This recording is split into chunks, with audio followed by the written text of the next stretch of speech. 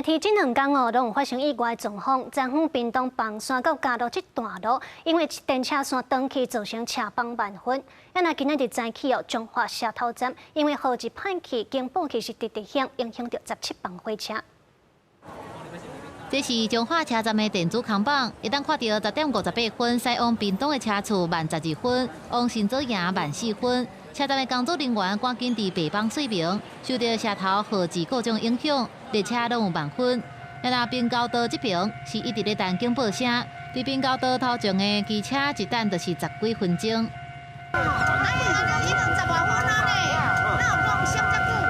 机车、汽车全部拢咧排等滨高道，有人看到这条路袂通，四界咧找会当行的路，不过踅来踅去，发现也是无采工。我到10年啊，迄边嘛未过啊，我搁走迄边嘛未用着啦，迄边搁走到转来的啊。台铁表示，透早8点46分，社头站分道机器各样，雨季各种，地属社头甲电中之间该双线通行，人员伫10点8分收复，计共影响到17车次，慢分有657分钟。不过前一天下晡，台铁南回线也发生电车线断5点钟，造成11班车慢分，连续2天拢出代志。目前什么原因要调历史的影像来看，看看到底是什么原因。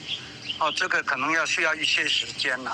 台铁伫16暗时7点49分受好势，棒山嘉乐恢复通车，除了对造成旅客时间延误会失礼，台铁也表示，这个事件和对号列车慢超过45分钟，旅客会当伫1年内办理全部退钱，或者是免费坐。